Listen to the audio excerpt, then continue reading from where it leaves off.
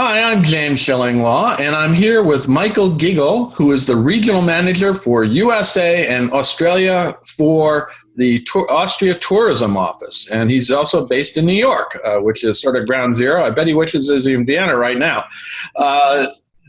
So we're going to talk to Michael a little bit about what's going on in Austria, which is starting to gradually open up. And we're going to find out about all that and more on Insider Travel Report. Now, Michael, it seemed like only yesterday we were sitting down talking about Vienna, Austria, and everything that was going on. I think I was at a press event for the Tyrol, and then I saw you again, and we were talking about the upcoming Virtuoso conference, which was supposed to be in March, and everyone was this is all before the crisis, and now here we are.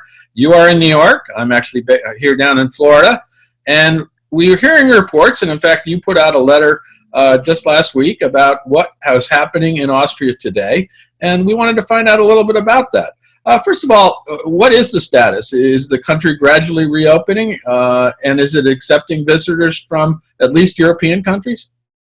Well, first of all, hi, James. It's great to see you. And as you said, it is a bit odd that we're speaking through screens and with headphones on. But to your question, yeah, it is very good news in the sense that Austria truly is reopening. Over the last few weeks, we've seen real change on the ground. And I think overall, Austria has been able to maneuver through the crisis so far fairly well. What were the infections that they had roughly, and sadly maybe some of the deaths? I don't know what kind of. Obviously, anything pales from what we have here in the U.S. But yeah, well, Austria is also a much smaller country, but we had about 16,000 total infections, a little over 16,000 total infections, of which way over 14,000 actually have fully recovered. And luckily, we've kept the number of lives lost to just above 600. And I believe last weekend on Sunday, for example, we had a day where there was not a single death in the country due to COVID-19. So things, I mean, they're not perfect, and they haven't been perfect, but I think the country overall has done fairly well and has been quite proactive in stemming the disease. Definitely, yes. Now, have you opened the borders at least with neighboring countries so far? Not yet, really. The border restrictions are still there, but there are not only conversations, there's now commitments. And it was quite fast, actually, and to some ways surprising that Germany and Austria announced that the border would open by mid-June. And there are conversations going on with the Czech Republic, with Slovakia, with Switzerland, with Hungary.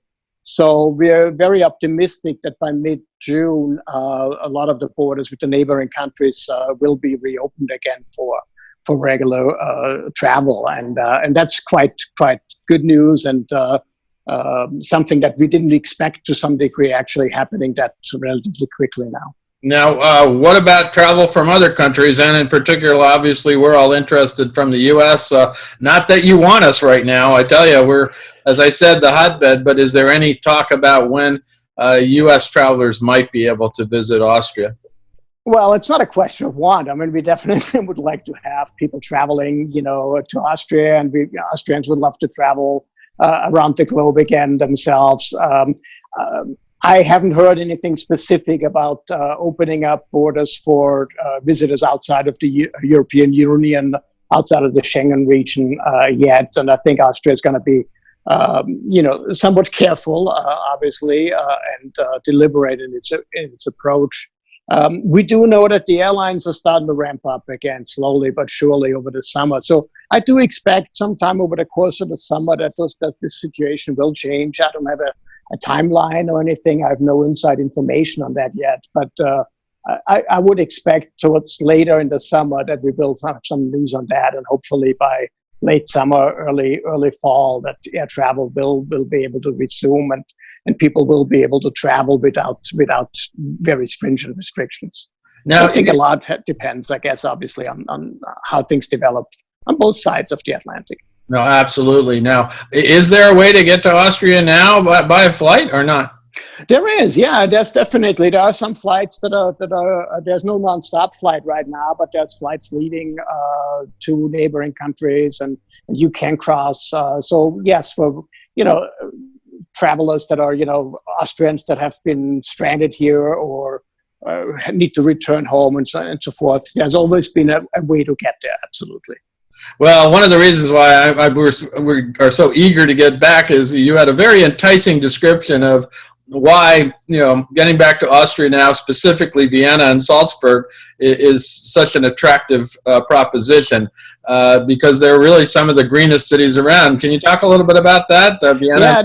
Yeah, Vienna was just voted as the greenest city in the world by a Canadian agency, and I don't know how well you know Vienna. You've been to. I do, many times. Yeah. So it is, it's a big city, and it's known for its culture and for its cultural attraction and its history. But it's also clearly one of those cities where the quality of life is extremely high, and any Viennese within mere minutes can be in absolute vast green spaces in vineyards walking, and got the Danube River, and I grew up in Vienna, and I mean I remember very fondly. It's like swimming on beaches and boat rides and those kind of things. So I think the quality of life of Vienna has been tremendous, and it is a green city. It's surrounded by green, and I think especially in a situation like we've experienced over the last couple of months, that has really helped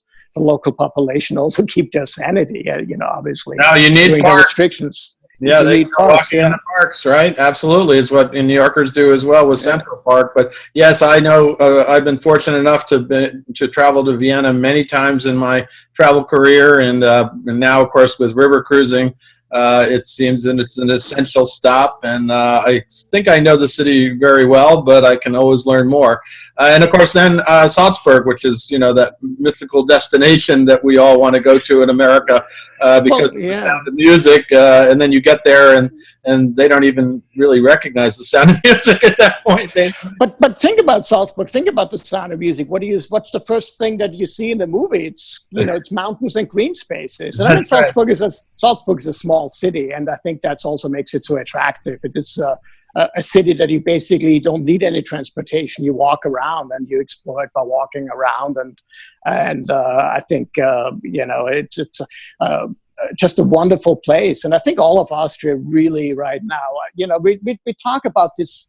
And I hate to use that word authentic because it's such an overused word in the travel industry, I think, over the past few years. But Austria is one of those places that are just real. And I think hopefully going forward and recover in the travel industry, I think more and more travelers are going to be looking for those real destinations and experiences, and to have a connection with the places they visit. And I think Austria is perfectly positioned for that. And we are very optimistic and hopeful for the future.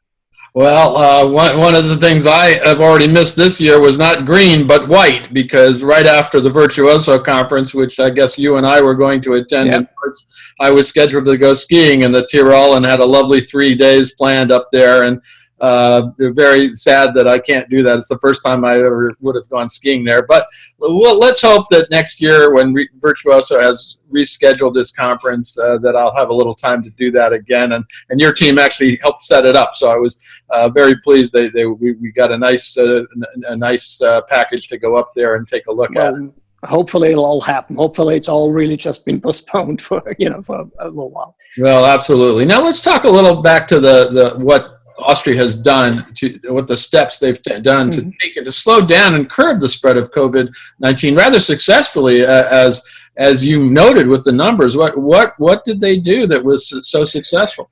Well, I think they literally just closed down all non-essential business fairly early on in the week of March 10, and I think that had the biggest impact. And Austrians have been very disciplined in keeping those restrictions, and even when we started loosening some of those restrictions by mid-April, it was done very deliberate with what in some ways seemed to be small steps, but maybe, that was the smart approach, to just slowly reopening, but first by opening really small shops and allowing small sort of small businesses to reopen their shops, mandating the use of face masks in supermarkets and shopping and so forth. And it allowed us to step by step go back to a more normal routine. And last weekend we opened restaurants by mid-May.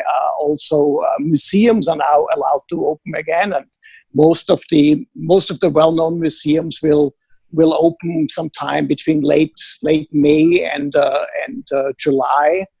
It's up to the individual museum and attraction to do that. And most hotels are allowed to open by the end of May. So it is a very deliberate step-by-step approach. But I have to tell you, when they opened some of the restaurants, one of the most joyful things I've done over the last weekend is watch a lot of my friends in the industry and back home, posting on their social media feeds, sort of the life in the city, the opportunity to go back to their favorite coffee houses in Vienna and ordering their favorite coffee. And but it's all done very disciplined, I have to say. So the reports I hear, and I'm watching it, from afar at this stage, but people are very respectful, keeping the distance, and it's not back to the old ways by any ways yet, but there is definitely life coming back, and people enjoying themselves, definitely. Well, so and you mentioned opening of restaurants, hotels, museums. I assume there are social distancing restrictions and absolutely, yes, masks if they're mandatory. I don't know. Things like that we're all starting to see here. It's funny because I'm down here in Florida, and restaurants were allowed to open roughly the same time last week. And not everybody rushed over to it, but it was actually a very pleasant dining experience to not have it that full. And I do know that in Vienna, of course, one of the favorite pastimes is to go to a cafe, as you said, and have a coffee and maybe a sacre torte or something like that. Yeah. And that was missing, and now it's back. Thank goodness. Yeah, definitely. And I mean, Austria is primarily known as a cultural destination here in the United States, and our cultural attractions are part of the fabric of society. So the news that the museums are opening up is extremely welcome news. And there are restrictions, there are limitations on how many people per square footage are allowed in. But it's, I think museums have a relatively easy way of crowd control, because it's a way they're used to. They have people in every room anyway that kind of can sort of keep an eye on the space, and they can sort of regulate the flow. And hopefully some of our performance spaces over the summer will be able to reopen. Well, that was my question there, since obviously Austria is so music and Austria are one, and to not have concert halls and other performance venues, I gather they may be reopening at some point with, again, social distancing and, of course, anything outdoor. They will. By July 1st, the plan is to allow events up to 250 people, and by August 1st, possibly even up to 1,000 people, depending on again, social distancing rules. And one of the interesting decisions was, for example, at the Salzburg Festival, that probably the most celebrated, classical arts and music festivals in the world, is celebrating 100 years this year. So they held tight and didn't cancel, and they actually holding the festival with a somewhat smaller program, and some obviously changes in the way they stage it and handle it. But the festival is on. And what are the dates? What are the dates for that? The dates are July 18 to the end of August. But I think that's a really, really positive signal that they're able to celebrate that milestone, and it'll take until next year that Americans will be able to visit the Salzburg Festival in all likelihood, or most at least. But the fact that we're holding it, I think, is a great sign. No, absolutely. What about other attractions such as, obviously I always think of it as the Prater and, going on the famous wheel and enjoying that aspect of it. Is that... Yeah, the amusement park as of now is still closed. Some of the restaurants and places around it are opening up. The amusement park, not yet. One of the other things that is opening, allowed to open by the end of May, is actually the cable cars up the mountains. So if you want to enjoy the mountains, walk in the beautiful landscapes and nature of Austria, the cable cars with certain restrictions. Again, you're only allowed with people you live with in one little cabin, for example, and going up but there's a safe way of doing all those things. So, I don't want to use the term "we're back in business" because that sounds, but we're back, definitely enjoying life, and we expect most Austrians, to spend their summer vacations close to home, as in most countries, and almost all, and we'll probably have some guests from neighboring countries, but it's definitely huge steps back towards normalcy. So if I could get over there, I could go take a cable car and then go Absolutely. out to the Market Field and then twirl around and pretend I'm in The Sound of Music, right? You absolutely could, yes. I just saw an interview with Julie Andrews talking about that scene and how she almost got blown over by the helicopter during the film. That's right, yeah. Now let's talk about a little bit about our audience, travel advisors. We've got 100,000 travel advisors, and how are you working with U.S. travel advisors and tour operators at this time? Well, I think the most important thing right now that we can do as the destination management office and tourist office is to keep them informed, to make sure everybody knows exactly what's going on, give them a sense of how things are developing. So we're trying to stay in close touch both with our most of our tour operator partners, with our preferred travel advisors, the consortia we are very active in. You mentioned Virtuoso, Signature, for example. We're holding a whole bunch of webinars and seminars, virtual seminars, obviously, newsletters. So we try to engage, and if any travel advisor that's listening and has interest in more information, I can give you two websites I think that are important. One is our public-facing website, austria.info. That way you also have very prominently all the latest information about restrictions and developments in terms of what's happening on the ground. And if you're looking to take advantage of some of the webinars we have done and some of the educational programs and videos, then I would suggest to go to austriatourism.com, where you'll find all our webinar archives and things that we've done in the recent past. So, use the opportunity to educate yourself about one of them, what I believe one of the most exciting travel destinations in Europe. We definitely would welcome that. Well, that's great information. I know a lot of travel advisors who are preparing to rebook their clients for later in the year and next year can take this time to learn even more about Austria, and until we all return. Michael, are there any other messages you want to get out to travel advisors today? I think at this stage, just feel free to reach out to us. We are here. We're all working. We're fully staffed. We're working from our home offices. We're available to you and your concerns and clients' needs, and we can't wait to welcome all the clients back to Austria as soon as feasible. Michael, thank you so much for taking the time to talk a little bit about what's going on in Austria. It's very encouraging news for those of us some of us who are still under lockdown, including yourself, because you're in New York, and that's not supposed to open until the middle of June right now. But it is encouraging news, and we just hope, later this year, we can have the opportunity, and certainly next year, and I already have it on the books to go back to that Virtuoso conference. Hopefully they will hold it, as they had postponed it, and it'll be actually 21 years since they were renamed Virtuoso in Vienna, and I sadly am old enough to remember that, and I was there. So I love Vienna, I love Salzburg, I love the Danube, and want to keep exploring much more of Austria, and hope to get back really soon. Again, thank you so much. Thank you so much, James. It was great talking to you. I'm James Schillinglaw, and this is Insider Travel Report.